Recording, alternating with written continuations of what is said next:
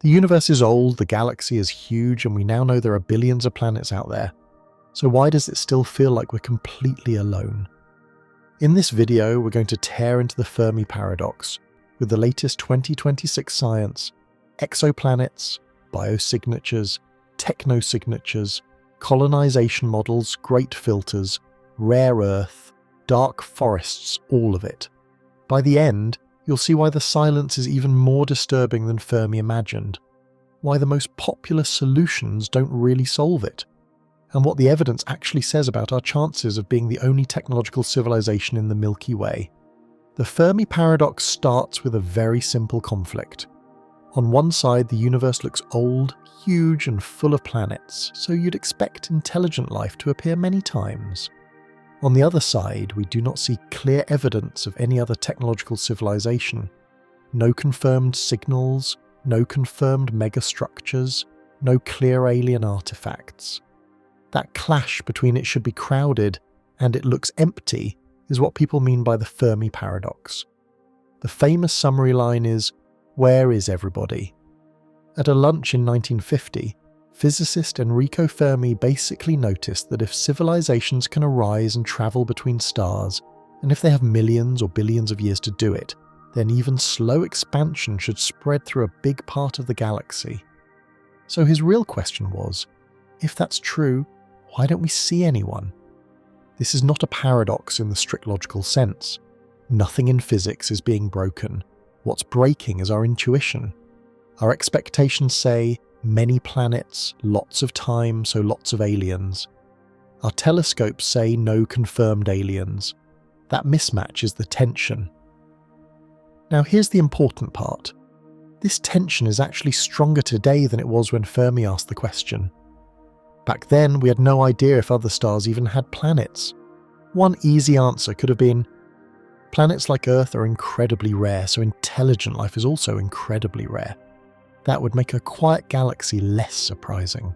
Modern astronomy killed that easy answer. We now know that planets are normal. We've discovered thousands of exoplanets.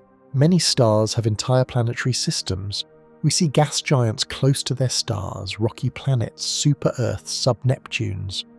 We see planets in what we call the habitable zone, the region where liquid water could exist. So planet scarcity is no longer a good excuse. The universe is not short on worlds. That's why the Fermi Paradox bites harder now. The backdrop has become more optimistic. More planets, more possible homes for life. But the observational side has not changed in the same way. We still do not have a single confirmed detection of alien life, let alone alien technology. So as the "it should be easy for life to start" story gets stronger, the "but we see nothing" side stays the same. The gap widens. This is where the word paradox can lead people into the wrong direction. It makes you think there must be one clever trick that explains everything, like a magic answer. In reality, the Fermi Paradox is a bundle of linked questions. To go from "there are many stars" to "there should be many visible civilizations," you have to multiply a whole series of assumptions. You have to assume planets form often. That much we now know is basically true. You also assume that many of those planets have the right temperatures and chemicals. Then you assume life starts easily once conditions are right. Then you assume life can survive big impacts, climate shifts, and star activity. Then you assume complex multicellular life eventually appears. Then intelligence. Then technology. Then long-term survival. Then the desire and ability to spread, or at least to broadcast. Then you assume their technology is something we can actually notice with our instruments. If even one of those steps is much harder than we think, the number of visible civilizations can crash to almost zero. That means we do not necessarily need one giant dramatic answer. We might instead have several smaller difficulties stacked together. Maybe life is not that common. Maybe intelligent life is even rarer. Maybe technological civilizations usually die young. Maybe they communicate in ways we are not looking for. The paradox is really a map of where all those unknowns live. Another key point, there are two different questions hiding under the label Fermi Paradox, and they're often mixed together. The first question is local. Why haven't we clearly been visited or colonized? If even one ancient expansionist civilization arose in our galaxy a billion years ago, why is there no obvious sign of them here in our solar system? No clearly artificial objects in stable orbits, no confirmed alien probes, no alien-built structures on the Moon or Mars. If galactic colonization is easy and common, Earth looks strangely untouched. The second question is more general. Why don't we see any convincing evidence of advanced civilizations anywhere we look in the sky? Not just here, but in the data from distant stars and galaxies. No unambiguous repeating radio beacons, no clear laser flashes, no stars dimming in patterns that scream giant artificial structure, no galaxies with energy signatures that look like someone is harvesting a big fraction of starlight and dumping it as waste heat. If the universe was full of mature galaxy-shaping civilizations, you might expect at least some of them to be obvious. These two questions are related but not identical. A civilization could exist and never visit us. It could decide not to expand much. It could send only robotic probes that are tiny, dark, and hard to see. So, no aliens here does not automatically mean no aliens anywhere. The more serious version of the paradox is the second one, the lack of any clear signs of advanced activity on large cosmic scales. So when scientists restate the Fermi Paradox in modern language, it usually sounds like this.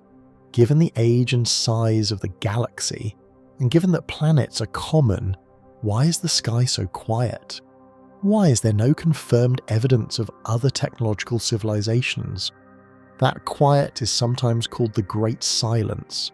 It's important to be very precise here. The Great Silence does not prove we are alone. It only proves that up to now, with our current searches and our current tools, we have not found definite evidence of anyone else. A lot of dramatic solutions to the Fermi Paradox make a mistake at this exact point.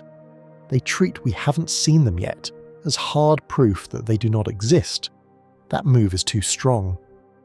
Still, this silence is not meaningless. When you expect to see something and you don't, that tells you at least one assumption in your chain is off. Maybe life does not start as easily as we think.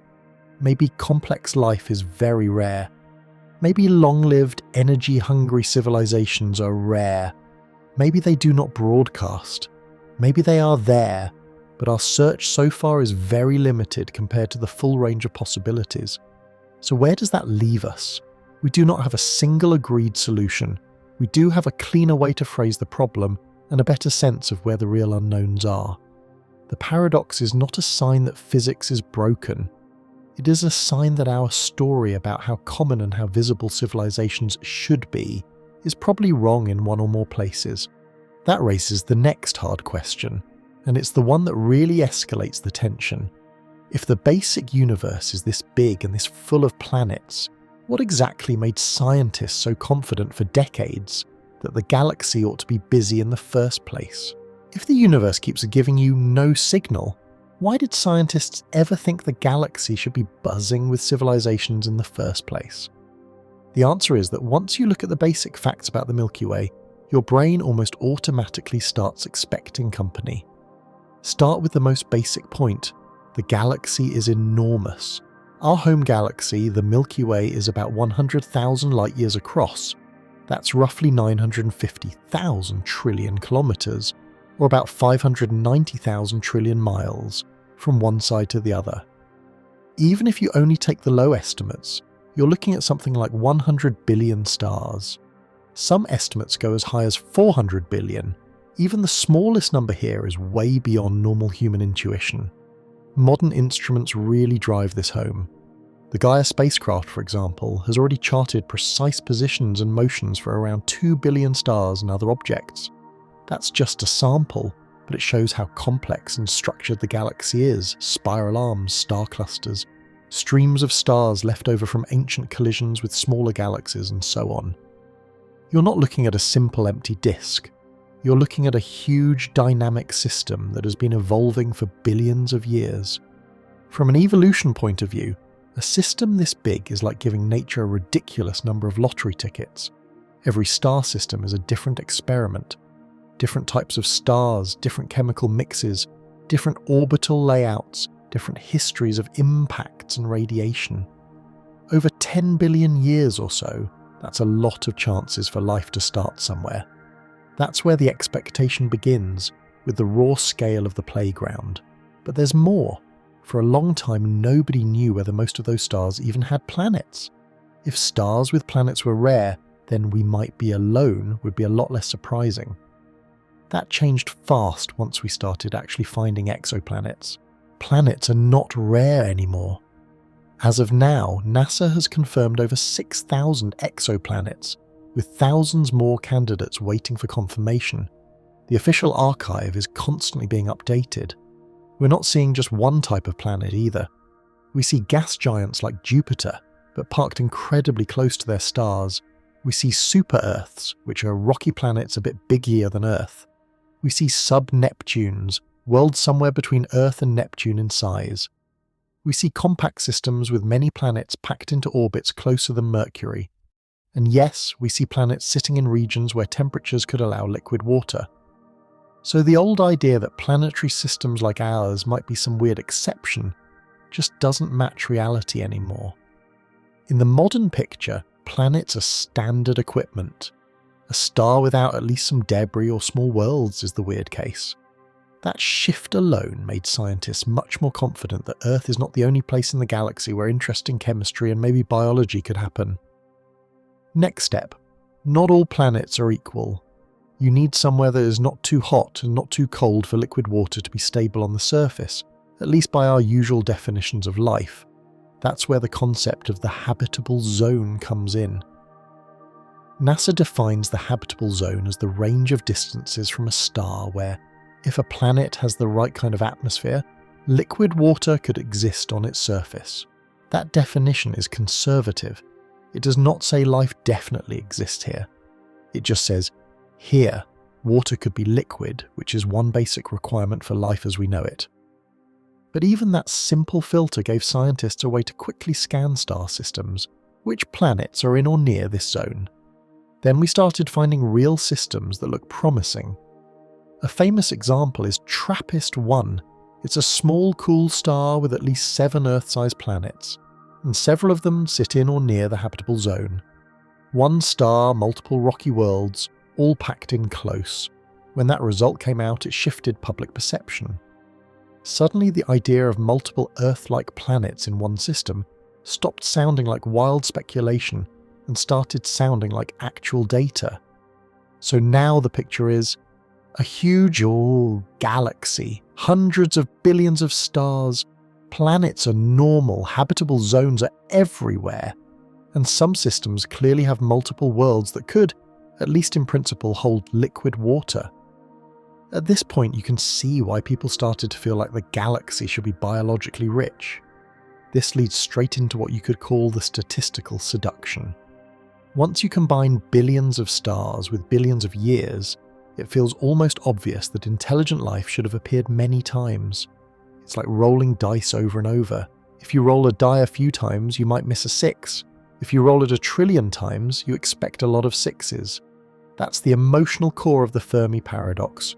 Huge numbers feel like a guarantee, but that feeling can be very misleading. Big numbers can't fix a step that is almost impossible. If one crucial step on the road from dead chemistry to radio-building civilizations is unbelievably rare, the final result can still be practically zero even in a galaxy this large. The problem is that we don't yet know how hard those steps are. We don't know how often life starts at all, even in good conditions. We don't know how often simple life makes the jump to complex multicellular organisms. We don't know how often complex life evolves something like human-level intelligence, with abstract thought, language, and technology.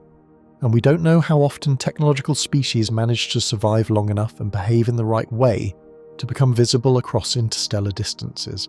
So the huge star count gives you a strong gut reaction, but not a solid calculation. This is where the key mistake comes in. People jump from many planets exist to many civilizations should be visible. Those are not the same claim. The first is about raw potential. The second is about actual outcomes plus detectability. For a civilization to be visible to us, several extra conditions have to line up. It has to last long enough in a detectable phase. If its loud period, where it leaks strong radio or builds massive structures, only lasts a few thousand years, that is tiny compared to the age of the galaxy. It has to use energy in ways that make noticeable signatures. Strong radio beams, powerful lasers, big heat outputs from giant engineering projects, or obvious changes to its planet's atmosphere. It has to choose to broadcast or accidentally leak enough signal into space. It might also need a certain level of expansion beyond its home system. And then our own instruments have to be searching in the right way, at the right frequencies, for the right patterns, for long enough. So planet abundance makes the original question sharper, but it does not answer it. It raises the stakes. It says, okay, the playground is big and full of equipment, so if almost nobody is playing, something else must be limiting them. That's the real reason scientists expected the galaxy to be busy. Huge numbers of stars, planets everywhere, habitable zones all over, and a natural human instinct to say, with that much going on, surely we're not unique. The paradox appears when that expectation hits the cold fact that we still have no confirmed evidence of anyone else. And that leads straight to the next step. Once you admit that numbers alone don't guarantee visible civilizations, you need a more structured way to think about all these unknown steps. So the obvious next question is, how did scientists try to turn this messy problem into something they could at least talk about quantitatively? How do you turn where is everybody into something you can actually calculate, even roughly? That's where the Drake equation comes in. In 1961, astronomer Frank Drake wrote down a simple formula, not to spit out a single magic answer, but to force people to ask the right smaller questions. The Drake equation is basically a checklist written as a product, and instead of arguing vaguely about aliens, it says, let's break this down. First, how fast do stars form in the Milky Way? Next, what fraction of those stars have planets? Then, how many of those planets are in a zone where liquid water is possible? Then, on those planets, how often does life actually start? Out of those, how often does intelligent life appear? Out of those, how often does a technological civilization emerge that can communicate across interstellar distances? And finally, how long do those civilizations stay detectable before they go quiet or disappear? You multiply all those factors together, and you get an estimate for how many communicative civilizations might exist in our galaxy right now. The key point is this: it was never meant to give one solid number. Its purpose is to show you exactly where you're guessing, and how sensitive the final answer is to each guess. It turns a fuzzy debate into a series of focus questions. Over the last few decades, astronomy has done serious work on the first half of that checklist. We now have a much better idea of how often stars form. We know that the Milky Way makes a few new stars every year on average. We know that planets are common, not rare. We've measured thousands of exoplanets and can estimate how many stars probably have planetary systems. We've identified many planets in temperature ranges where liquid water could exist with the right atmosphere. So the astronomical terms in the Drake equation are not just wild guesses anymore. Star formation rate, roughly known. Fraction of stars with planets, high. Average number of potentially habitable planets per star with planets. We at least have realistic ranges now. That progress is exactly why the Fermi Paradox feels sharper. The more we lock down the early terms as not that pessimistic, the more the silence has to be explained by what comes later in the chain. But once you move past stars and planets into biology and civilization, the numbers fall apart. These terms are still almost unconstrained. We do not know the fraction of habitable planets where life actually begins. On Earth, life seems to appear early in the geological record, which might hint that it's easy, but that's just one example. One data point cannot give you a reliable probability. We also don't know how often simple life evolves into complex multicellular life. On Earth, that step took billions of years. Was that typical or a freak accident? No idea. Then there's the question of intelligence. How often does evolution produce a species that can build tools, develop language, do abstract math, and eventually construct radios and rockets? We only have one confirmed case. Then, even if intelligence appears, How often does it become a technological civilization that is detectable from light years away? A species could be intelligent but never exploit fossil fuels, never build big radio transmitters, or choose not to broadcast. And finally, how long does a civilization stay in a detectable state? Our own loud radio era has been just about a century so far. On galactic timescales, a few hundred or even a few thousand years is a blink. This is where the multiplicative nature of the Drake equation becomes dangerous for optimism. When you multiply several factors together, one very small term can drive the result down close to zero, no matter how big the others are. If the chance that life starts at all on a habitable planet is extremely tiny, then almost all habitable planets will remain sterile, and you could easily get a galaxy with 0 or 1 technological species at any given moment. If life is common, but complex multicellular life is incredibly rare, you might have a galaxy full of microbes but almost no intelligent observers. If intelligence is rare, you might have lots of complex ecosystems but only a handful of species that ever reach our level across the entire Milky Way. And if technological civilizations have short detectable lifetimes, if they tend to blow themselves up or collapse or shift to communication methods we can't detect after a few hundred or a few thousand years, then even if they appear fairly often, they may almost never overlap in time. You end up with isolated flares that never see each other, like sparks in a dark field that never meet. So even if the early terms, stars, planets, habitable zones, look encouraging, that does not guarantee a high final number. A couple of severe bottlenecks in biology or in civilizational survival can crush the expected count of detectable civilizations down to almost none. The Drake equation makes that brutally clear. This leads to its deepest lesson. The equation does not solve the Fermi Paradox. It actually explains why the paradox exists.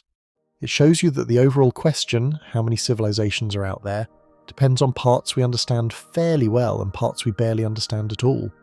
Today, the picture looks like this. The astronomical side is relatively optimistic and data-driven. Stars are plentiful, planets are normal, habitable zones are everywhere.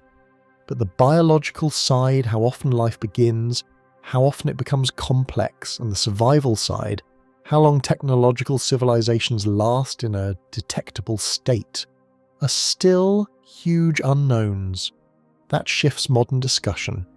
Instead of arguing about whether planets are rare, most serious debate now centers on filters, timing and detectability.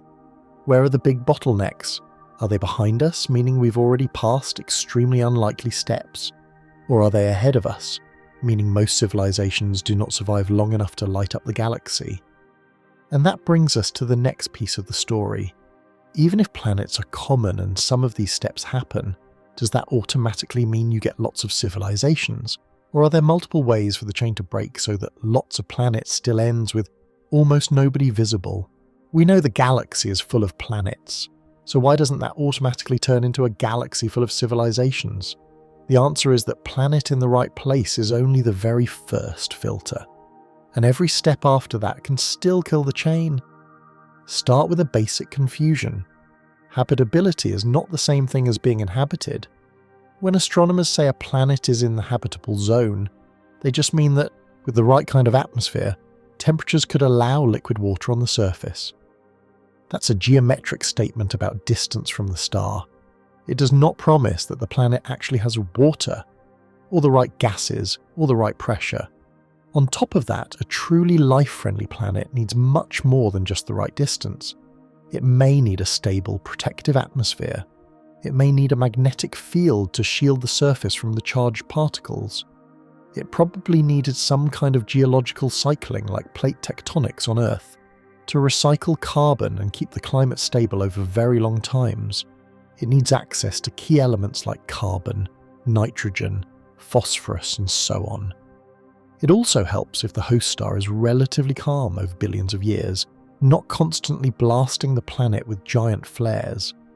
So a world can sit squarely inside the habitable zone and still be a dead rock, or a frozen snowball, or a runaway greenhouse, or a place where chemistry never quite organizes into life. The fact that a planet is habitable on paper only says, this one is worth a closer look. It does not say this one definitely has life. That's a big gap. Next problem, life itself may start rarely, even when conditions look okay. On Earth, life seems to appear fairly early after the planet cooled enough to have liquid water. Some scientists look at that and say, maybe life begins quickly and naturally anywhere that conditions are right. That's an optimistic take. But scientifically, Earth is still one example. You can't pull a solid probability out of a single case. For all we know, we got incredibly lucky on a very hard step. To really know whether life starts easily or not, we'd need to see a second origin of life that's clearly independent from Earth. That could be microbes on Mars that don't share our biochemistry, or an ocean biosphere on Europa or Enceladus with different building blocks, or life in an exoplanet atmosphere that clearly can't be explained by contamination from us.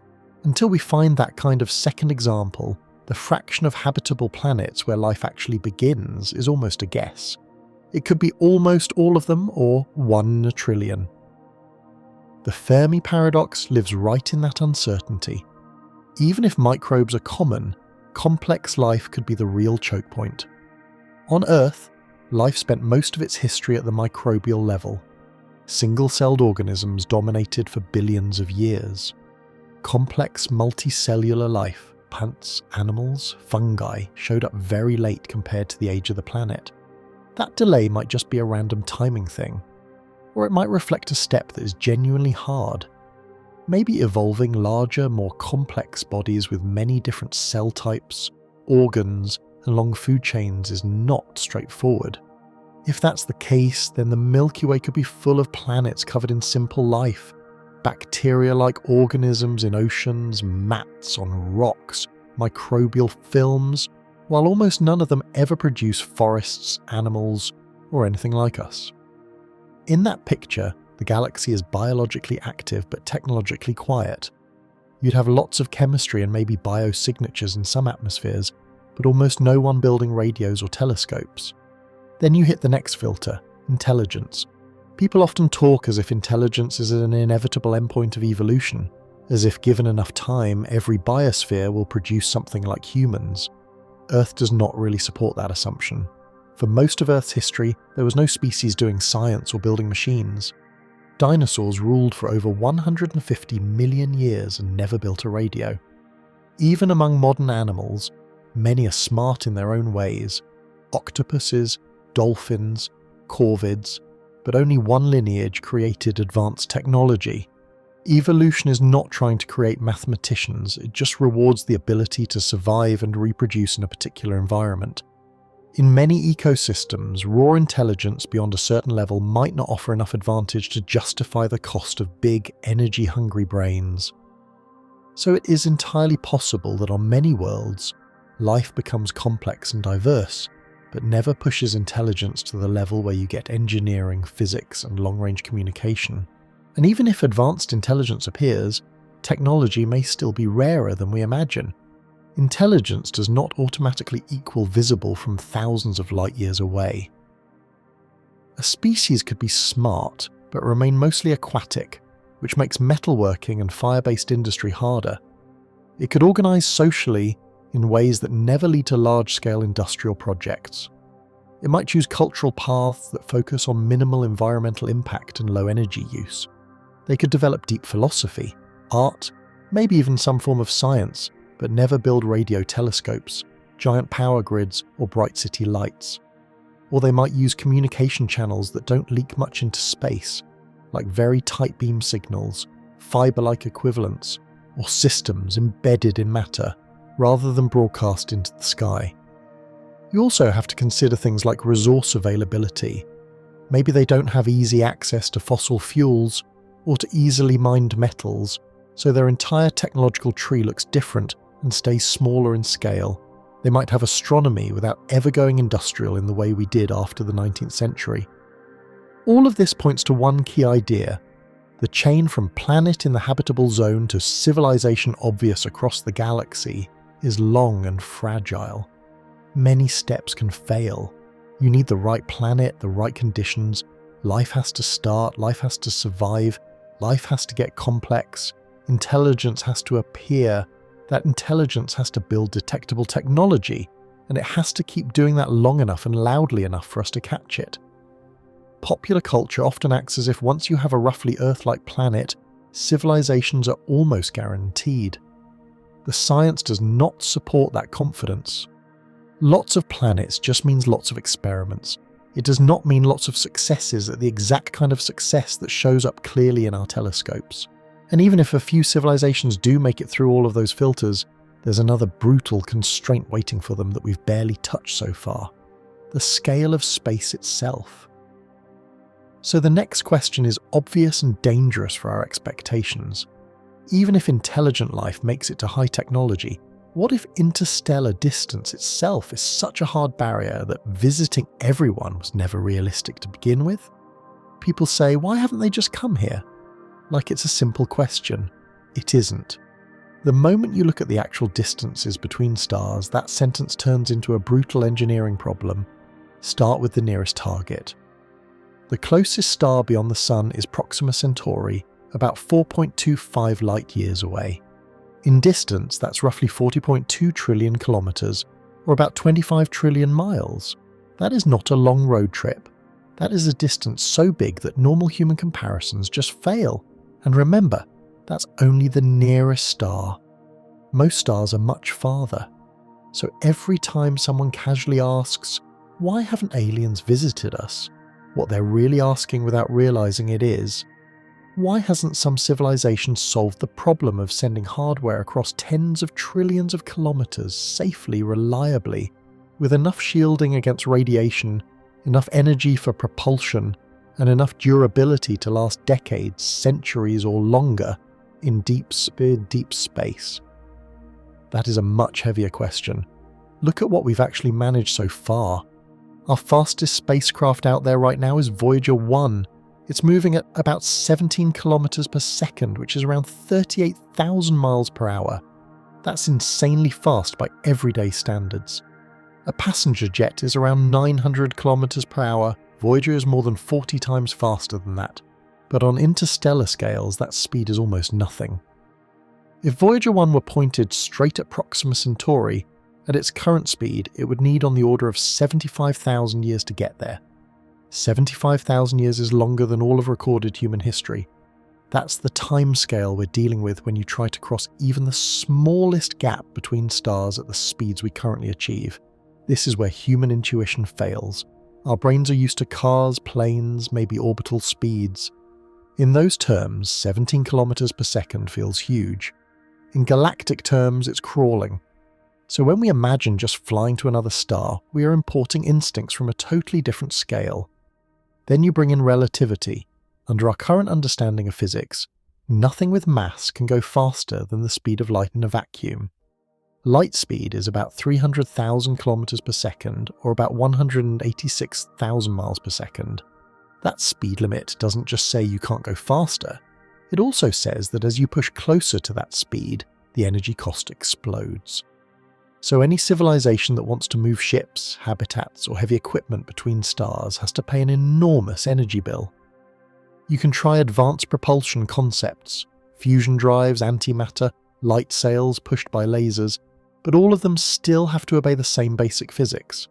To reach a big fraction of a light speed, you need extreme amounts of energy and very robust engineering. You also need to deal with impacts from dust and gas at those speeds, which can be catastrophic. This does not mean interstellar travel is impossible in principle. Under known physics, you can still imagine slow, patient missions, maybe a few percent of light speed taking decades or centuries to reach nearby stars. But it does mean that routine galactic tourism, with civilizations zipping around like we do between cities, is a bad default assumption. Treating the Milky Way like an easily crossed playground ignores how punishing the distances really are. Even if you solve the travel problem, there is a big difference between exploration and colonization. Sending a 1-ton robotic probe to another star is one thing. Building and maintaining a whole self-sustaining colony with life support, industry, and long-term stability is something else entirely. A probe can be small, power-efficient, maybe even semi-hibernating.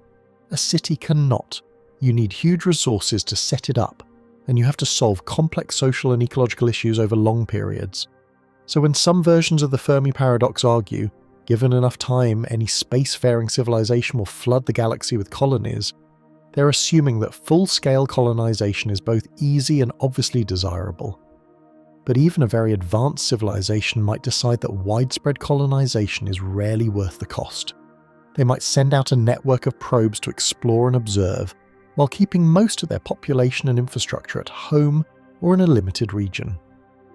They could learn about the galaxy without turning it into one giant empire. That simple distinction, probes versus settlements, already weakens some of the strongest "they should be everywhere by now" arguments. You could have civilizations that explore a lot but colonize very little, leaving far fewer obvious footprints. Finally, distance doesn't just slow ships, it also slows information. The Milky Way is about 100,000 light-years across. That means a radio signal travelling at light speed would still need 100,000 years to go from one end to the other. Even at much smaller separations, you're still talking about conversations that take decades or centuries round trip. So even if there are multiple civilizations out there, they may be so far apart in space and misaligned in time that meaningful two-way contact is extremely rare. Two civilizations could both exist, both look up, both send signals, and still never overlap in the right window with the right kind of communication. One could rise and fall while the other is still at a pre-technological stage. By the time the second is ready, the first is gone. All of this means the Fermi Paradox is not only about biology, it's not only how hard is life, it's also about logistics and causality.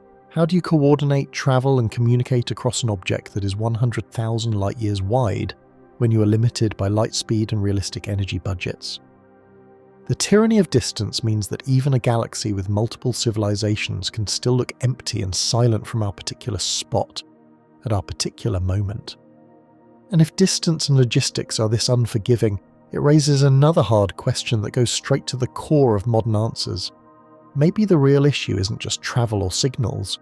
Maybe somewhere in that long chain from chemistry to starfaring technology, there are massive bottlenecks, filters, that most worlds never pass. Right now, the cleanest way many scientists think about the Fermi Paradox is with one hard question. Somewhere on the path from dead rock to galaxy-visible civilization, is there a step that is almost never passed? That idea is called the Great Filter. The Great Filter is the hypothesis that at least one crucial stage in this whole chain is extremely improbable. Start with a lifeless planet, then you need the right chemistry, the right conditions, life starting at all, life surviving, complex life and intelligence, technology, and then lasting long enough to spread or shine brightly. The Great Filter says, at one of these steps, maybe at several, the odds crash. If that's true, the universe can be packed with stars and planets, even with some simple life, and still produce almost no long-lived detectable civilizations. You can have a rich cosmos that still ends up almost empty of radio transmitters and megastructures. That sounds grim, but there's a hopeful version. In that version, the Great Filter is behind us. The idea is that some of the early steps on Earth were unbelievably rare wins. Maybe abiogenesis, the origin of life from non-living chemistry, is insanely difficult. Maybe it normally just doesn't happen, even on planets with oceans and organic molecules. Or maybe life itself is easy, but the jump to eukaryotic cells, the kind of complex cells with internal structures that all plants, animals and fungi use, is the real choke point. Or maybe the emergence of complex multicellular organisms is the filter.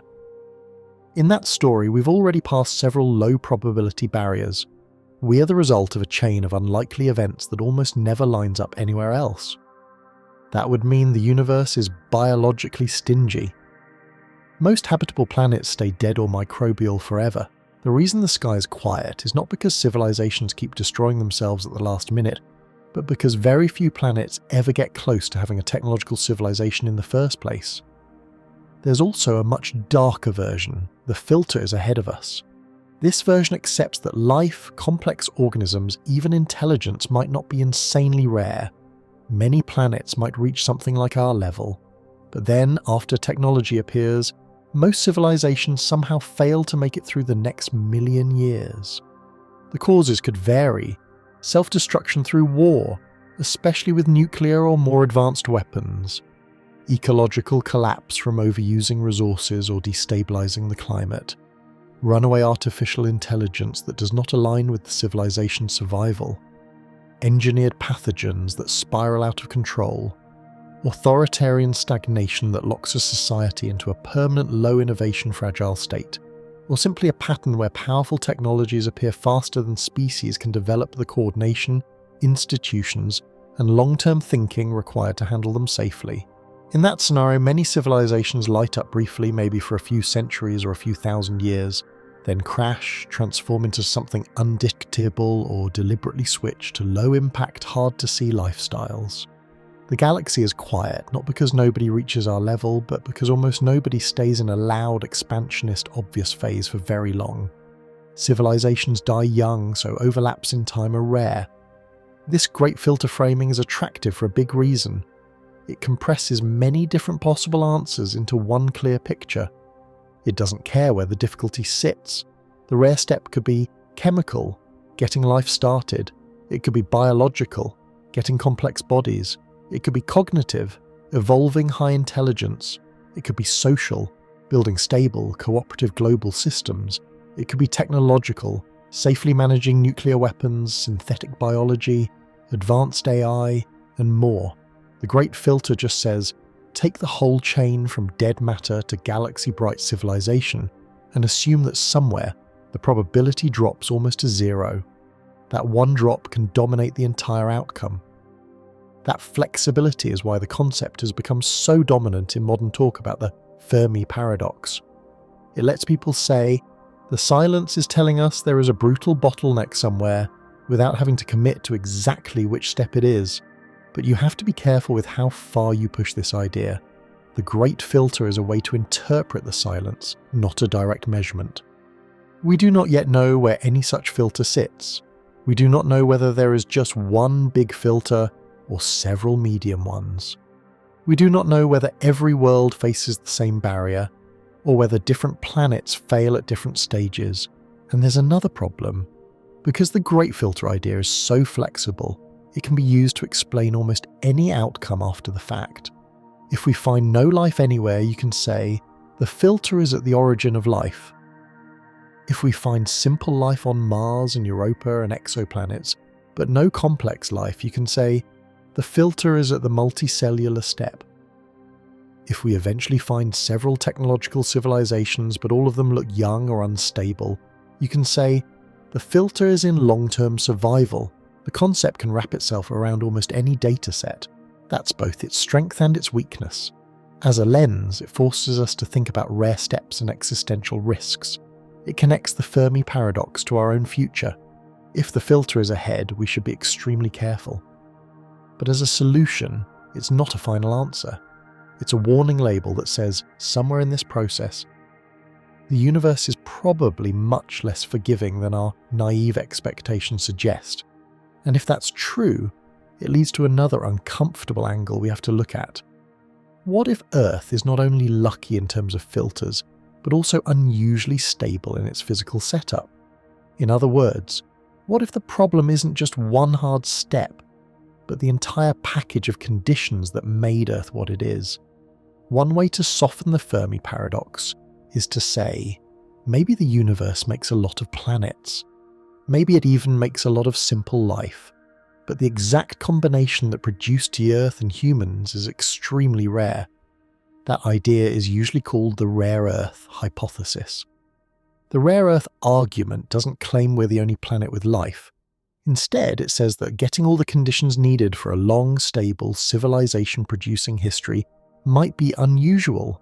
Look at Earth's feature list. We've had fairly stable climate over billions of years, even with ups and downs. We have plate tectonics, which helps recycle carbon and regulate temperature. We have a relatively large moon, which may affect tides and axial stability. We have giant planets like Jupiter and Saturn in outer orbits, which might help divert some comets and asteroids. We formed in a region of the galaxy that isn't too dense with radiation sources. And crucially, we went billions of years without a catastrophe that permanently reset complex life back to zero. Different scientists will argue about how essential each of these factors really is. Maybe you don't need a big moon. Maybe plate tectonics can look different. Maybe Jupiter's protective role is overstated. But the broader message is simple. Calling a planet habitable might be way too generous. The real requirement for a civilization-bearing planet might be habitable plus unusually stable plus lucky in its impacts and chemistry for billions of years. That's a much stricter standard. Then there's the timing of evolution itself. Earth is about 4.5 billion years old. For most of that time, nothing like us existed. For billions of years, there were no animals, no trees, no tools, no radio. Complex multicellular life only really exploded in the last few 100 million years, and our own species with advanced technology appears in just the last tiny slice of that window. So if it typically takes billions of years of relatively stable conditions to go from the origin of life to a civilization able to think about the galaxy, you immediately shrink the number of planets that can get there. Many stars don't stay calm that long. Many planets lose their atmospheres, freeze, overheat, or get hit by giant impacts. The number of worlds that stay in the just right zone of stability for billions of years might be very small. Some versions of rare Earth focus heavily on our moon. Earth's moon is unusually large compared to the size of its planet. One idea is that the moon helps stabilize Earth's axial tilt, reducing wild swings in climate over long times. The moon also drives strong tides, which may have influenced coastal environments and chemical mixing early in Earth's history.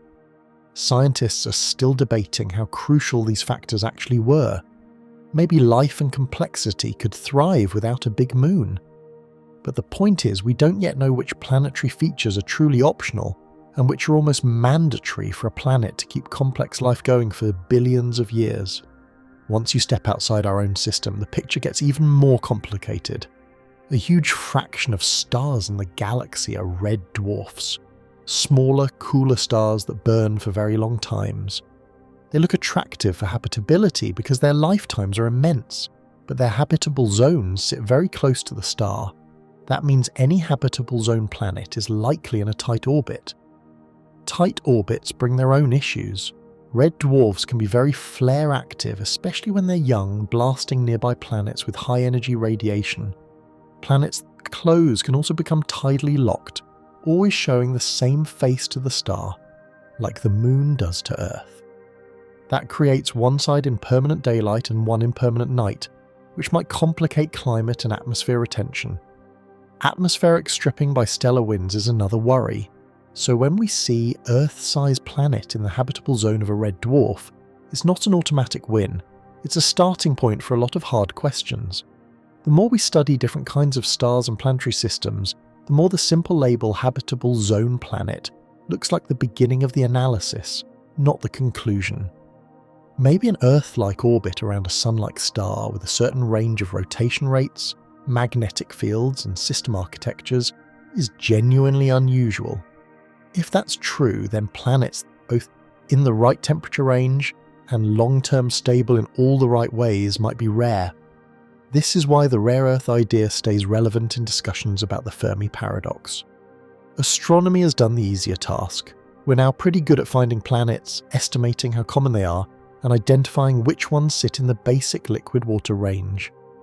What we have not done yet is the deeper, harder task, figuring out how often those planets actually stay stable, chemically rich, geologically active, and biologically productive for billions of years in a row. We still have not found a clear second biosphere, another world where we can definitively say, life started here independently of Earth. Without that, we don't know whether Earth's long complex history is typical or a 1 in a million fluke. As long as that uncertainty hangs over us, maybe Earth is rare in the ways that matter for civilizations remains a serious live option. And if Earth really is rare, that pushes the paradox in a new direction.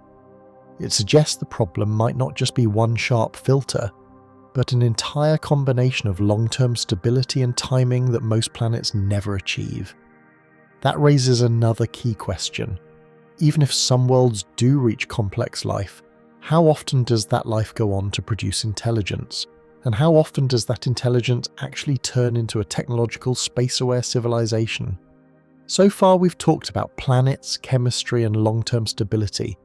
But even when a planet gets all of that right, there's no guarantee it will ever produce a civilization that looks anything like us. Intelligence, especially the kind that builds rockets and radios, is not the obvious default outcome of evolution. First point, intelligence is not the only winning strategy on a biosphere. On Earth, bacteria have dominated for billions of years without building a single machine. They're everywhere in every environment, massively successful. Insects rule huge parts of the land ecosystems with zero interest in physics. Most of the biomass and most of the real winners in evolution are not big-brained tool users. Evolution doesn't have a goal like reach the stars, it only rewards what works locally. Survive, reproduce, beat the competition in a specific niche. Sharp claws, good camouflage, efficient metabolism, simple social behavior, these work fine. There's no rule saying, given enough time, you must get a species doing abstract science. So intelligence capable of building radio telescopes may be an outlier result, not a guaranteed endpoint. Even if many worlds produce clever animals, human-like intelligence may be especially rare. Tool use by itself isn't enough. On Earth, plenty of species use tools in basic ways. Primates, some birds, even some sea creatures. But what makes humans unique isn't just hands. It's symbolic language, the ability to pass knowledge across generations with high detail, and cumulative culture that keeps building instead of resetting. On other planets, evolution might favour social animals that communicate, but never push them into the kind of intellectual arms race that leads to mathematics, heavy industry, and advanced technology. You could have minds that are good at hunting, navigation, or social games, but that never invent formal science. The universe might be full of intelligent creatures that simply do not care about astronomy, have no concept of radio, and never attempt to talk across the stars. In other words, you can have minds without having many astronomers. Then there's the cultural side. Even if you do get a technological civilization, spaceflight and galactic expansion are not automatic choices. Our own decision to treat space as a frontier is shaped by specific cultural values. Exploration as progress, conquest narratives, curiosity about the cosmos. Another civilization might not share any of that. They could become highly advanced but inward-focused, spending most of their effort on virtual reality, inner experiences, or local environmental perfection. They could be ocean-bound and never develop serious rocketry because getting to orbit from a deep ocean world is far harder. They might adopt a strong ethical code against interfering with other worlds. They might see deliberate expansion as morally wrong or simply pointless. They could also optimize for long-term sustainability, low energy footprints, slow growth, tight recycling, minimal external impact. That path might produce a very stable, very advanced society that leaves almost no bright, obvious technosignatures for us to detect. The standard Fermi argument often assumes that advanced equals expansionist and loud. That assumption may be very human-specific. Now add another constraint. Detectability may only be a brief phase, even for a space-capable civilization. Look at us. For a few decades, we blasted strong analog radio and TV signals into space, leaking power all over the spectrum. That radio bubble around Earth is only about 100 light-years wide right now, and even inside that bubble, our older signals are weak and messy by the time they travel that far. But modern communication is moving in the opposite direction of loud and leaky. We're going digital, using compression and error correction, narrowing beams, pushing more data through tighter channels, and routing huge amounts of communication through fiber optic cables instead of broadcasting it into space. Satellite communications also tend to be directional and coded. If that trend continues, Earth will actually become less detectable from interstellar distances as our technology improves. A distant observer might find it easier to notice a noisy 1950s Earth than a highly efficient 22nd century Earth. In general, as civilizations advance, they may naturally reduce their unintentional leakage. They might also switch to media that barely leave the planet at all. Technological maturity turns into camouflage. That means a civilization could be at its most visible for just a short slice of its lifetime, maybe a few hundred or a few thousand years, then drop below our detection threshold even if it continues to exist and thrive. The window where they look like a classic SETI target is narrow compared to the age of the galaxy. Put all of this together and you get a key point. A silent galaxy does not require a dead galaxy. The Milky Way could host many biospheres and even multiple intelligent species, and we could still see nothing obvious from here. You only need a few suppressors to make the sky look empty. Intelligence that is rare compared to simple life, technological phases that are brief in cosmic terms, cultures that are not interested in broadcasting or colonizing, and technologies that naturally become less visible over time. A combination of these is more than enough to turn a potentially populated galaxy into one that appears quiet when you scan it with our current tools. And even if some civilizations do become loud and expansive, there's one more harsh possibility hanging over everything. What if many of them simply don't last? What if self-destruction, collapse, or permanent stagnation is common enough that almost nobody makes it to the point of filling the galaxy? Up to now, we've mostly talked about why civilizations might be rare or quiet. But there's another angle that hits much closer to home. Maybe plenty of civilizations do reach something like our level, and then they don't last. They destroy themselves, or they stall out, or they shift into forms that are basically invisible from light years away. Start with the harsh version, self-destruction. This is the classic filter ahead idea. A technological civilization discovers powerful tools faster than it discovers reliable ways to control them. You get nuclear weapons before you get stable global governance. You get the ability to rewrite genomes before you understand all the possible failure modes. You get machines that can act autonomously before you truly understand how to align them with long-term human goals. In that situation, a lot can go wrong. Nuclear war can end industrial civilization or drastically shrink populations. Engineered pathogens or accidents in biotech can trigger global crises. Ecological collapse from overusing resources or destabilizing the climate can break the systems that support complex societies. Runaway automation or AI could cause massive disruption if it isn't aligned with the human survival. In the Great Filter framing, this is one of the scariest possibilities. The idea that intelligence and high technology do arise fairly often in the galaxy, but the combination is inherently unstable. Civilizations routinely hit a wall where their destructive capacity grows faster than their collective wisdom. They don't get wiped out by supernovas or asteroid impacts, they do it to themselves before they spread far beyond their homeworlds. But collapse is not the only way for a civilization to disappear from the sky. There's also stagnation, or plateau. Imagine a society that pushes through the early chaos, solves scarcity at home, and then basically loses interest in large-scale external expansion. They might shift into a mode where most of their lives take place in simulations or virtual environments. Their physical footprint could shrink as they become more efficient. They could spread into small, low-energy habitats, asteroid colonies, orbital stations, underground habitats that recycle nearly everything and run on modest power. From a distance, a civilization like that could look almost as quiet as a dead one. Little waste heat, no giant brightly lit cities, no powerful omnidirectional beacons. Their radio usage might be tight beam and encrypted.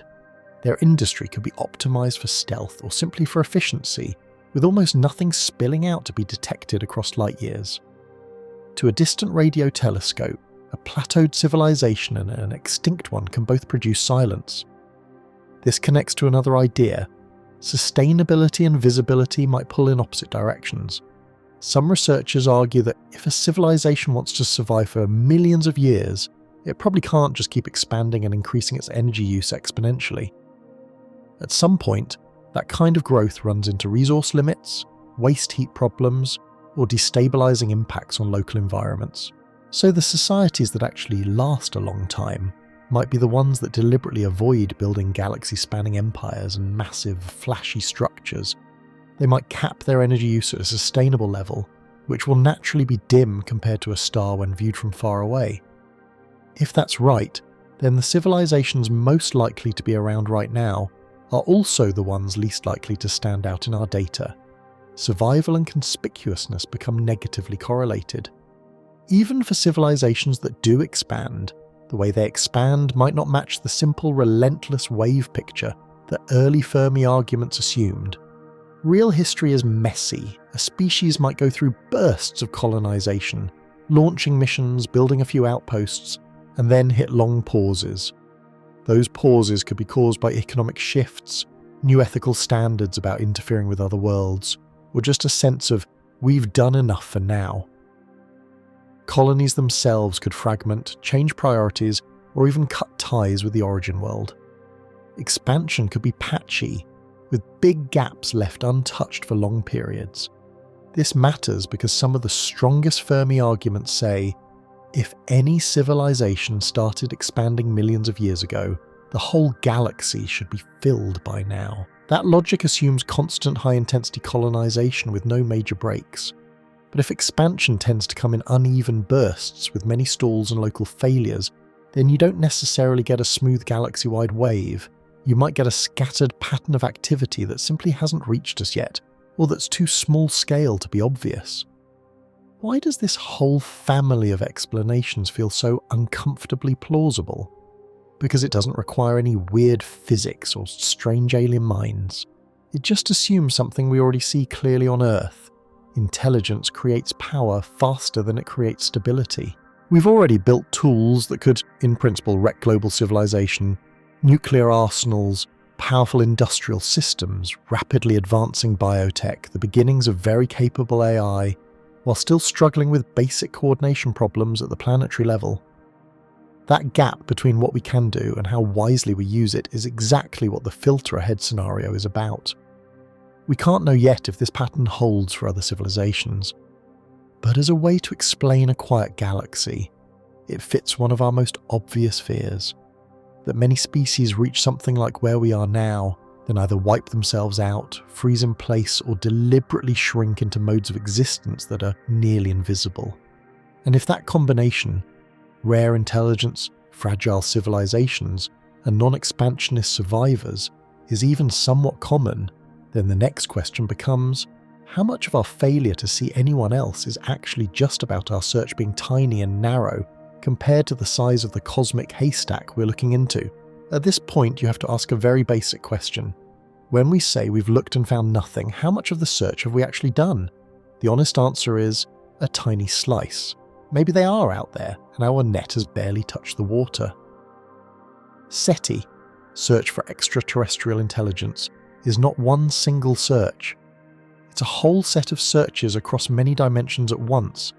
You have frequency, which part of the radio or optical spectrum you scan. You have sky location, which piece of the sky your telescope is pointed at. You have time, when you look and for how long.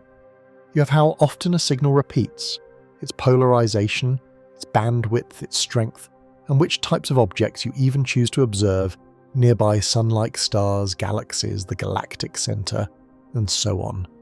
All of those sliders define what people call the cosmic haystack. The haystack is the full range of places, times and ways a technosignature, a sign of technology, could show up. Our actual searches so far cover just a thin set of slices through that multi-dimensional space. In other words, we haven't searched for aliens. We've searched for a narrow set of very specific signal types in a limited part of the haystack.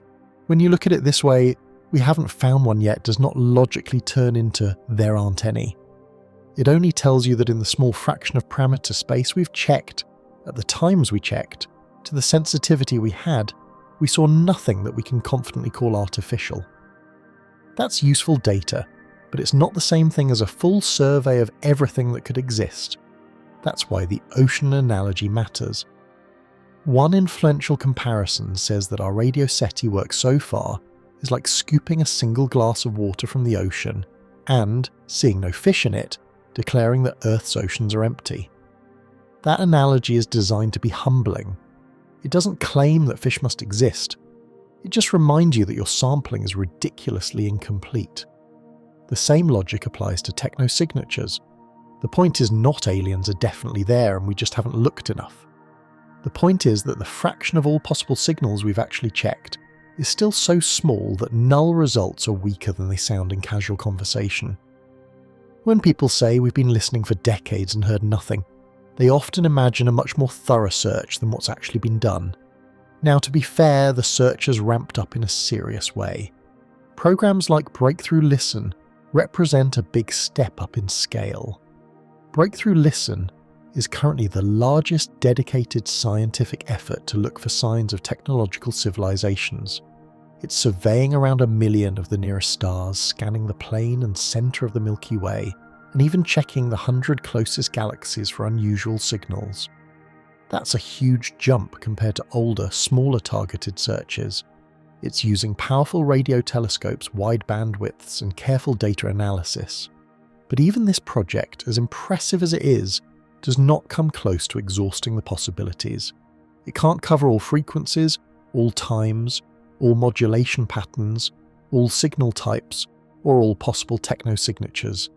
It's a major bite out of the haystack, not the whole thing. There's also a bias in what most people imagine when they think alien signal. The classic picture is a narrowband radio beacon, a clean tone at one frequency standing out from the natural background. That's what a lot of SETI searches have focused on, because such a signal would be clearly artificial. But an advanced civilization might not use narrowband radio beacons at all. They could communicate using methods we barely use or don't use yet. Tightly focused laser pulses between space habitats, neutrino beams, something encoded in broadband noise, or entirely different physical carriers. And they might not send deliberate messages to strangers.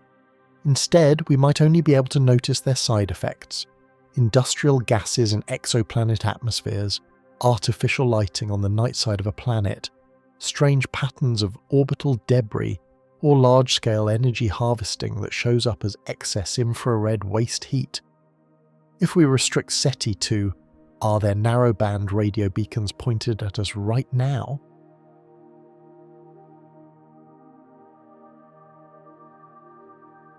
We're basically betting that aliens not only exist, but also think like 20th century radio engineers and want to talk to unknown civilizations in exactly the way we expect.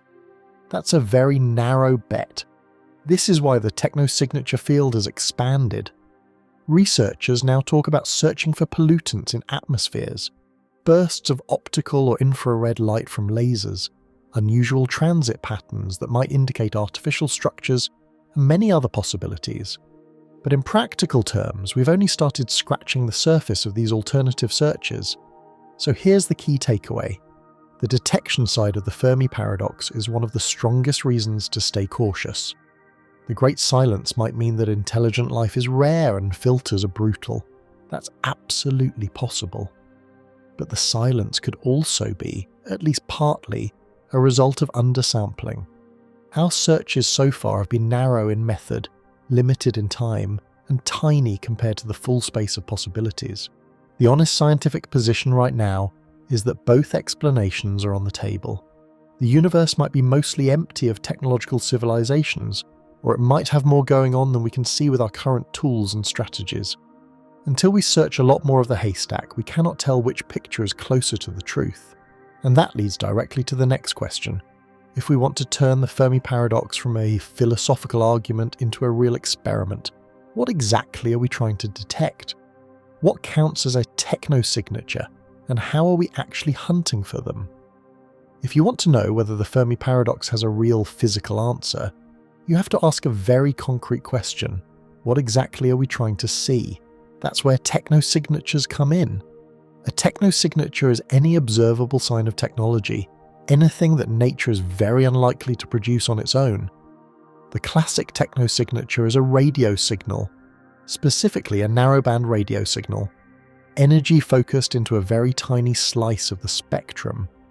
Nature tends to produce broad, noisy spectra. A clean spike at one frequency, sitting still or moving in a way that matches orbits and rotations, would scream artificial. That's why a lot of SETI work has focused on radio. It's good at crossing big distances, and a narrowband beacon would stand out. But there are challenges. Real signals from a civilization might not be constant. They could turn on and off, or sweep across frequencies. They might be aimed at specific targets, not broadcast in all directions. They might be weak compared to our background noise. They could be broadband, spread over a wide range of frequencies, and look more like static unless you know exactly what pattern to search for. On top of that, the space between stars isn't empty.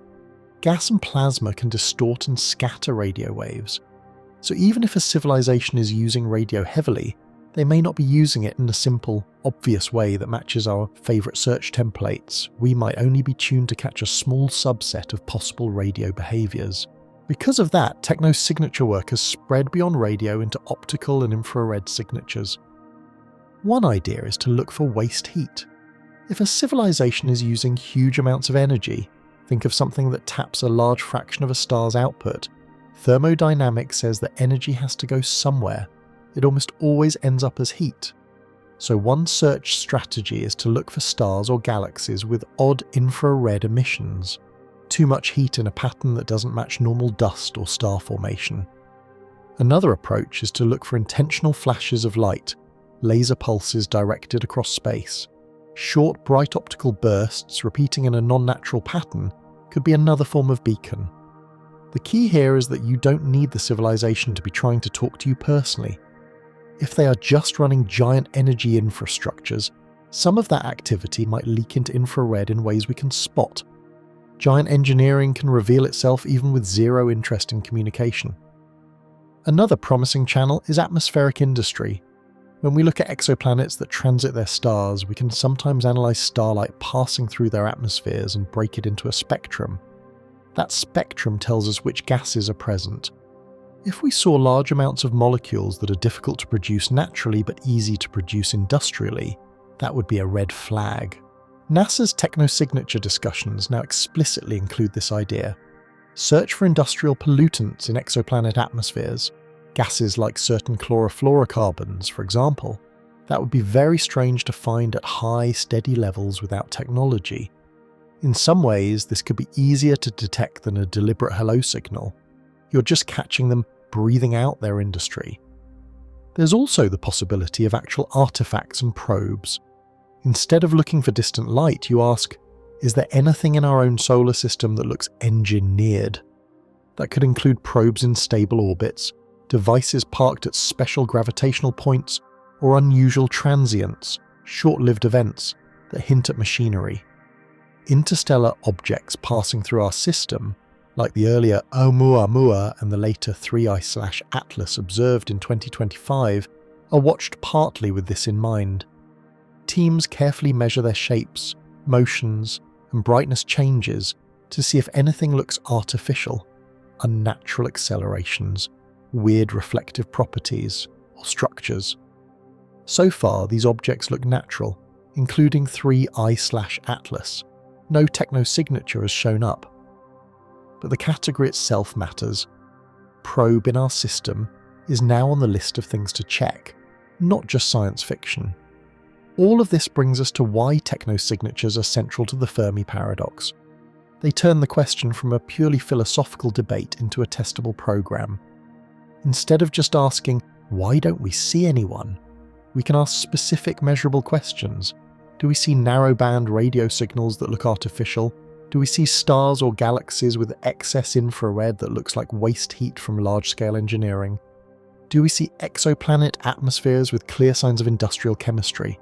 Do we see any objects or patterns in our solar system that are easier to explain as technology than as geology or random rock? So far, the answer across all of these is the same: no confirmed technosignatures. We see interesting anomalies now and then, but nothing that survives detailed checking. Still, the important point is that contact is no longer just alien voice on the radio. It could be a weird spectral line in an atmosphere, an odd infrared excess, or a strange object in our own backyard. And that shifts the Fermi paradox again. If we've opened up so many ways to look and still see nothing certain, you can either say, That's stronger evidence we're alone, or we still haven't covered enough ground in the right ways. Which leads to another set of explanations people reach for. Maybe others do exist, but they're deliberately staying hidden, or non-expansionist in ways that keep them off our radar. Some people try to keep a busy galaxy and the great silence at the same time by saying, maybe they're out there and they know about us, but they're hiding. This is the they are there but hidden family of explanations. The most famous version is the zoo hypothesis. It says there are advanced civilizations that already know Earth is here, have probably been watching us for a long time, and are choosing not to interfere. In this picture, we're like animals in a protected reserve, observed, maybe studied, but not contacted. They're giving us space to develop on our own, the way we might try not to disturb an untouched ecosystem. It's a neat idea because it keeps the galaxy crowded, but still explains the silence. No signals, no landings, no obvious megastructures near us, because we're under a kind of quarantine policy. But scientifically, the big problem is coordination. For this to work, you need not just one civilization deciding to be hands-off, but many of them, across huge stretches of time, all following roughly the same rule.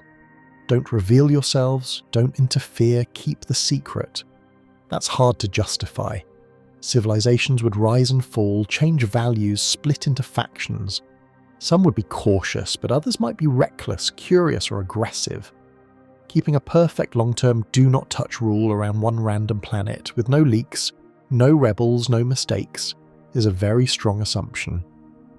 There's a darker cousin to this idea, often called dark forest thinking.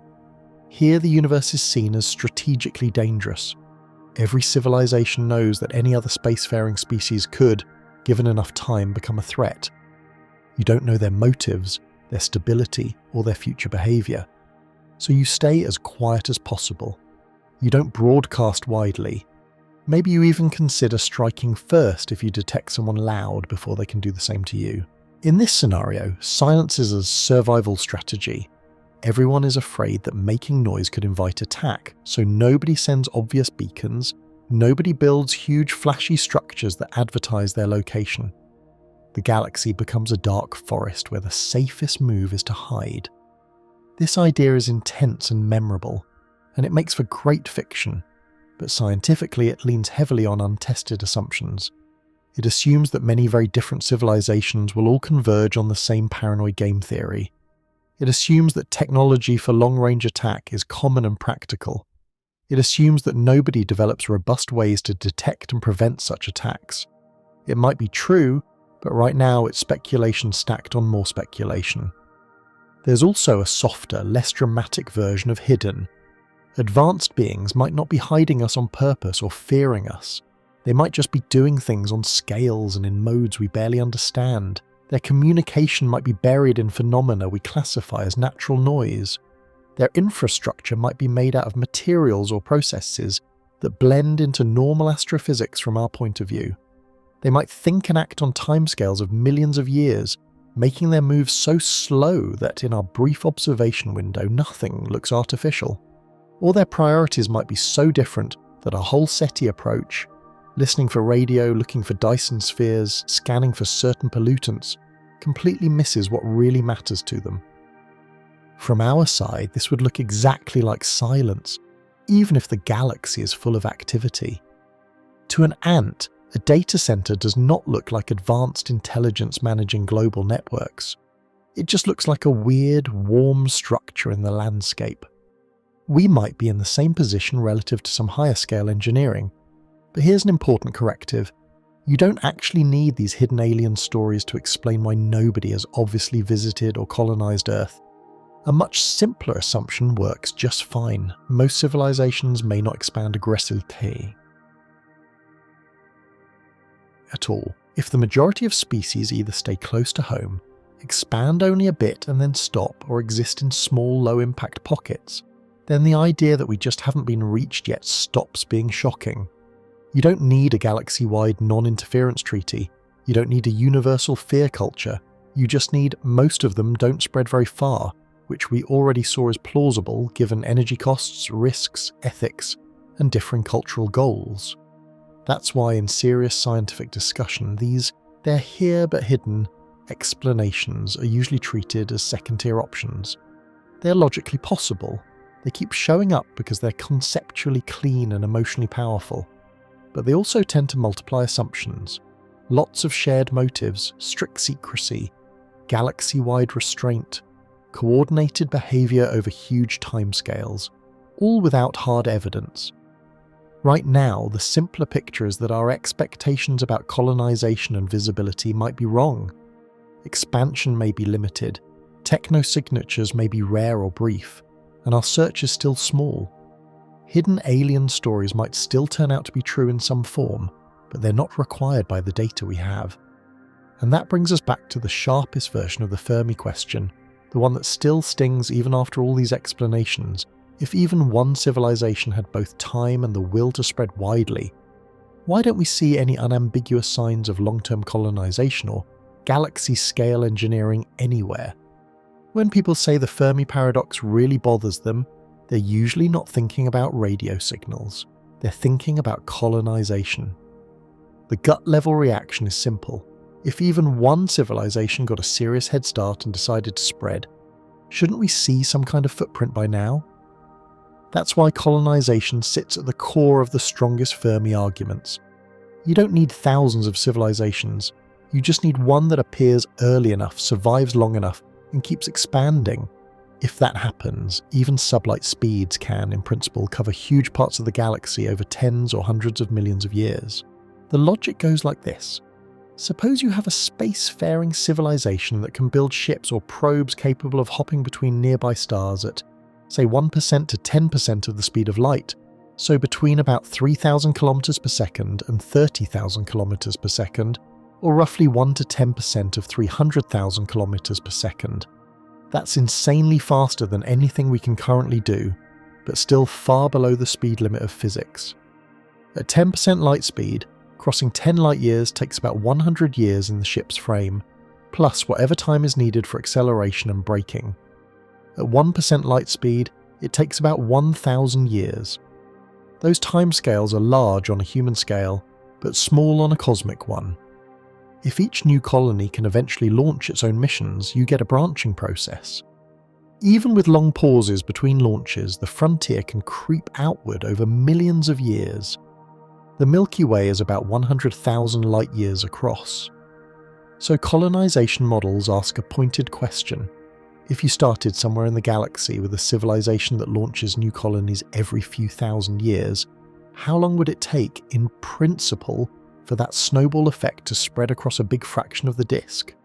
Many estimates say well under 1 billion years, often in the tens or hundreds of millions of years range, depending on details. The galaxy is much older than that. This is why colonization matters so much for the Fermi Paradox. It's not just, why hasn't anyone called us? It's, why don't we see clear signs that anyone ever, at any time in the past billions of years, ran a serious colonization project? If that kind of expansion is even moderately common among long-lived civilizations, we'd expect to see the direct colonization here, or at least large-scale engineering visible from afar. When people combine Drake-style thinking with colonization models, they notice something important. The lifetime of civilizations is a key parameter. If civilizations are very short-lived, say they only stay technological for a few thousand years before collapsing, hiding, or changing form, then you don't get enough time for big colonization waves to develop. The galaxy stays patchy and quiet. But if even a small fraction of civilizations become long-lived, lasting millions or tens of millions of years while remaining outward-looking, then colonization begins to look almost inevitable in some form. You don't even need fast ships, just persistence and time. Time is the multiplier that turns slow, local moves into galaxy-scale reach. This doesn't prove that colonization must happen. It does show why the "how long do they last" the term is so critical. Short lifetimes mean little reach, long lifetimes make large reach increasingly likely. That's why so many Fermi discussions loop back to survival and stability. The entire colonization picture changes if most civilizations die early versus if a few become extremely old and steady. However, early versions of the colonization argument made some strong assumptions that are now being pushed on. They often pictured colonization as a near-uniform wavefront, a relentless expansion that sweeps across the galaxy like ink in water, filling almost every available niche. Modern countermodels say, real history and real societies probably don't behave that neatly. First, colonization may stall. You can imagine a civilization that launches an initial burst of interstellar missions and then hits limits. Economics, ethical, or just lack of interest. Once a few nearby systems are occupied, a combination of good enough plus rising costs further out could slow expansion dramatically. Second, colonization may fragment. Colonies can diverge culturally and technologically, change priorities, or even cut ties with their origin world. Some may decide to expand further, others may shut down expansion entirely, some may collapse. You end up with uneven pockets instead of a smooth, constantly advancing front. Third, colonization may be highly selective. There are vast numbers of stars, many in environments that might be unattractive, too much radiation, poor resources, or other drawbacks. A civilization might only choose specific types of stars or systems, leaving huge volumes essentially untouched. Add in the sheer cost of launching and sustaining long-range missions, plus the possible ethical decisions about not seeding or disturbing other biospheres, and the picture looks less like a guaranteed galactic flood and more like an irregular patchwork that grows slowly and maybe never covers everything. In that view, Earth's non-colonized status does not automatically scream no one exists. It might just mean that we are currently sitting in a region nobody has reached, or that any activity here happened so long ago or at such a small scale that we haven't recognized it. Colonization dynamics that are slower, patchier, and more fragile than the early models assumed soften the sharpest edge of the paradox. This leads to a middle position that is gaining traction. In this synthesis, galaxy-wide empires are not ruled out by physics, but they're also not assumed to be the default outcome. Instead, civilizations might probe more than they settle, send many robots but few permanent colonies, observe more than they occupy, study from a distance with minimal large-scale construction, expand in a lumpy, contingent way, bursts and pauses, with plenty of gaps left in between. In that picture, you could still have a galaxy with multiple advanced civilizations and a long history of exploration, but you wouldn't necessarily get enormous, obvious, tightly coordinated empires reshaping everything in a way that stands out clearly in our current surveys. The absence of giant, glaring alien megastructures and direct colonization here would still be important data, but it would be weaker evidence for we're totally alone than older Hart-Tipler-style arguments suggested. The unsettling part is not just that no one has sent us a radio message, it's that given the age of the galaxy, even one slow, patient, expansionist civilization could have had time to leave something obvious: altered stars, engineered systems, or visible colonies.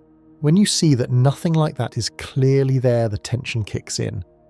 Either such civilizations basically never arise, or they almost never last, or they almost never choose that path. Each of those options says something deep and unnerving about our own long-term chances and about what kind of universe we're living in. And that brings us to the current moment.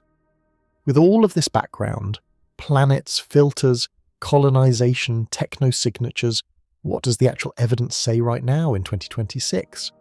Has anything we've observed in the last decade really cracked the paradox?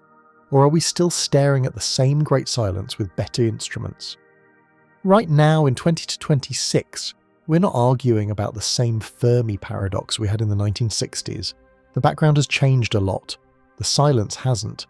That contrast is what makes the current situation so sharp. First, exoplanet astronomy has completely transformed the backdrop. The official catalogue now lists over 6,000 confirmed exoplanets, 6,147, and there are more than 8,000 additional candidates waiting to be confirmed. The days when people could seriously say, maybe planetary systems like ours are extremely rare, are over. Planets are standard equipment. We're no longer just ticking off detections. We've moved into characterization. That means we care about atmospheres, not just orbits. We study system architectures, tightly packed multi-planet systems, hot Jupiters, resonant chains. We look at which stars have planets in the approximate liquid water zone. We examine whether planets are likely rocky, icy, or gaseous. This doesn't solve the Fermi Paradox, but it does one big thing. It confirms that the cosmic stage is fully built. There are plenty of places where life could, at least in principle, arise. The emptiness is not because the universe forgot to add worlds. Next, biosignatures. The James Webb Space Telescope has made the search for life on exoplanets feel concrete, not hypothetical. JWST can split the light passing through or reflected by exoplanet atmospheres into spectra, and look for signs of molecules like water vapor, methane, carbon dioxide, and more complex compounds. This is the first time we've had a tool powerful enough to seriously chase atmospheric biosignatures on distant worlds, but there's a big catch: context. NASA and other agencies have been very clear that you can't just see one molecule and yell life. You have to understand the whole atmospheric and planetary environment. Some molecules that could be produced by biology can also be produced by non-biological processes at certain temperatures, pressures, and radiation levels. You have to rule those out. A good example is K218b. In 2025, there was excitement about possible signs of molecules like dimethyl sulfide or dimethyl disulfide, compounds that on Earth are associated with biological activity. Some early interpretations of JWST data suggested hints of these gases, but follow-up analyses looked harder and concluded the evidence isn't statistically strong enough. The signal is too weak and too tangled with other possibilities. So as of now, there is no confirmed biosignature on K2-18b, and more broadly, no exoplanet has yielded solid, widely accepted evidence of life. We are still at 0 confirmed alien biospheres. Technosignatures are in the same position. NASA's technosignature program has expanded the list of things we're willing to call possible evidence of technology. It's not just radio anymore. It includes potential industrial pollutants in atmospheres, waste heat from large-scale energy use, unusual optical or infrared signals, and more. Breakthrough Listen continues to run the biggest focused search for radio and optical technosignatures, scanning up to 1 million nearby stars, the galactic center, and nearby galaxies. We've also done targeted checks on specific objects, like the interstellar Visitor 3I Atlas observed in late 2025, to see if any weird accelerations or reflective properties hint at artificial origin. The result so far is consistent across the board. No confirmed technosignatures. We see natural astrophysical phenomena. We see interesting but explainable signals. We see no clear, repeatable, this is definitely engineered pattern. So by early 2026, we still have 0 confirmed signs of alien technology. That's the sobering side. Now look at the tools coming next, because they show that we're not just sitting here guessing, we're gearing up to attack the core uncertainties. NASA's planned Habitable Worlds Observatory is being designed specifically to find and directly image potentially habitable exoplanets around Sun-like stars. Its explicit goal includes identifying on the order of a couple dozen Earth-like worlds and analysing their atmospheres for biosignatures. That's not a side quest. That's the main mission. It's a direct strike at one of the biggest unknowns in the Drake equation. How many habitable planets actually show signs of life? At the same time, ESA's Ariel mission is built to study the atmospheres of about 1,000 exoplanets across a wide range of sizes and temperatures. That will give us a statistical map of what planetary atmospheres actually look like, how common certain gases are, how often clouds and hazes appear, what kinds of chemistry dominate different types of worlds. That context is as essential if we want to separate weird but natural from this really looks artificial or biological. These projects matter because they move us from us guessing about typical worlds to actually measuring them. They go straight at the heart of the Fermi problem. How often do potentially habitable planets end up with active, stable atmospheres that could support life? And how often do any of those show strange, out of equilibrium signatures that hint at biology or technology, and it's not just distant stars. Local life searches in our own solar system are just as important. NASA's Europa Clipper mission, launched in 2024, is on its way to Jupiter's moon Europa. Europa is believed to have a subsurface ocean beneath its icy crust. The Clipper spacecraft will fly repeated close passes, studying the ice, the chemistry, and any plumes or surface features that might reveal whether Europa has an environment suitable for life. The planned arrival is around April 2030, after travelling about 2.9 billion kilometres, or roughly 1.8 billion miles. If we find evidence that Europa hosts a second independent biosphere, life that did not come from Earth, that would be a game changer. It would tell us that life can start more than once in a single planetary system. That would make the life is extremely rare version of the Great Filter much harder to defend. The first big biological term in the chain, how often does life arise when conditions are okay, would immediately look less mysterious and probably less pessimistic. Mars, Enceladus, Titan, and other icy moons in ancient environments also play into this. Any solid evidence of a second origin of life, even if it's just microbes in a hidden ocean or fossil traces in ancient rocks, would strongly shift the Fermi conversation. It wouldn't answer everything, but it would remove one major excuse for a sterile universe. So where does that leave us as of 2026? We have a galaxy proven to be full of planets, powerful telescopes like JWST starting to probe atmospheres, no confirmed biosignatures on exoplanets yet, no confirmed technosignatures anywhere, major future missions planned specifically to hunt for habitable worlds and possible signs of life, serious local missions like Europa Clipper, targeting nearby potential habitats. The paradox remains, the stage looks rich, our tools are getting sharper, the silence is still holding, which sets up the last unavoidable question. With all of this in mind, can we honestly say we've found the solution to the Fermi Paradox? Or are we just narrowing down which combinations of answers are most likely? Here's the blunt truth for 2026. No, we have not found the solution to the Fermi Paradox. Not even close to a decisive one. We have not discovered alien life anywhere. No confirmed microbes on Mars. No confirmed ocean biosphere on an icy moon. No confirmed life in an exoplanet atmosphere. We have not intercepted a technosignature we can confidently label as artificial. No repeating, clearly engineered radio beacon. No unmistakable laser code. No alien spacecraft we can point to and say, this is not a rock. We have not found a Dyson sphere or anything like it that survives serious scrutiny. And we absolutely have not pinned down one clear bottleneck in the chain from chemistry to civilization that explains the great silence on its own.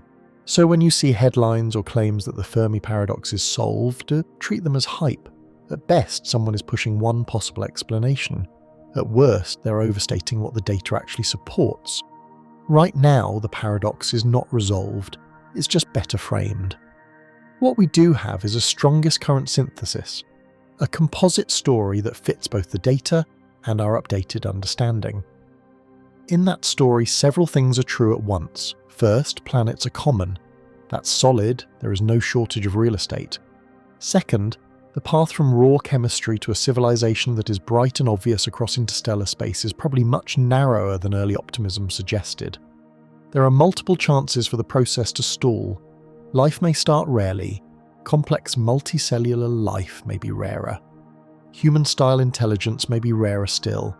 And many intelligent species may never build large-scale, high-power technology. Third, interstellar travel and colonization are physically possible in principle, but costly, slow and risky. The speed of light and energy demands put hard limits on how easy it is to run galaxy-wide expansion. Just spread everywhere is not as trivial as old back-of-the-envelope arguments made it sound. Fourth, detectable windows may be brief. Civilizations might only leak strong, obvious signals for a short part of their history, then either vanish or become quieter and harder to notice as their tech gets more efficient and less wasteful. Fifth, our searches are still very limited. We've looked at a small subset of frequencies, sky areas, times, and technosignature types. We're not scanning the whole galaxy in all modes all the time. We're sampling. And those samples are still thin compared to the full cosmic haystack. Put those together, and you don't need one dramatic hidden truth, a single massive great filter that explains everything. Instead, you get a universe where lots of modest difficulties stack on top of each other. Each one reduces the odds that we will see someone else right now from where we are with the tools we're using. If you want a clear thesis, here's the best scientific inference we can make. The Fermi Paradox is probably not solved by the one giant barrier, but by several medium-sized barriers in sequence. Life may not begin as easily as we hoped, even on planets that look good. When it does begin, it may usually stay simple. When complex life emerges, it may only very rarely climb to human-level intelligence. When intelligence appears, it may or may not go technological. When technology appears, it may often be unstable, short-lived, inward-focused, or quickly optimized into forms that are hard to detect from light years away. And over all of this is laid the sheer size and age of the galaxy. Even if a few civilizations survive and expand, they may not cross paths with us in the brief window we're currently observing. This is not a theorem, it's not a proof, it's an inference, the simplest way to match a universe that looks friendly to planets with a sky that still looks empty. It could be wrong in important details, but right now it's the most defensible middle ground between we are completely alone and the galaxy is secretly full and hiding from us. So what's the most important thing we've actually learned in the last decade or two? The big shift is not that we solved the paradox, it's that we moved the ignorance. We're no longer guessing about whether planets exist. That part is done. We know they do in huge numbers. We're no longer debating whether habitable zones are rare. We see them around many stars. Instead, our uncertainty has moved to deeper, harder questions. Which worlds stay stable for billions of years, instead of frying, freezing, or losing their atmospheres? On how many of those does chemistry actually cross the line into biology? On how many of those does biology climb the ladder to complexity, intelligence, and technology? And of those, how many keep broadcasting or building detectable structures long enough for someone else to notice? The Fermi Paradox hasn't faded. It has become sharper and more focused. The mystery isn't why no planets, or even why no life anymore. It's what exact combination of filters, risks, and choices take a universe that looks able to host many civilizations and turn it into one where we still have zero proof of any. We have not found the solution to the Fermi Paradox. We have found something more unsettling, a universe that looks increasingly capable of supporting life, that hands out planets and habitable zones everywhere and still refuses, so far, to give us a single confirmed sign that anyone else made it this far. That tension is still alive. That's why the Fermi Paradox remains one of the sharpest, most important open questions in science, and why every new mission, every new spectrum, and every quiet radio survey still matters. This video is for educational or entertainment purposes only, and information provided in the video may be incorrect. Like the video and subscribe to the channel for more such amazing videos.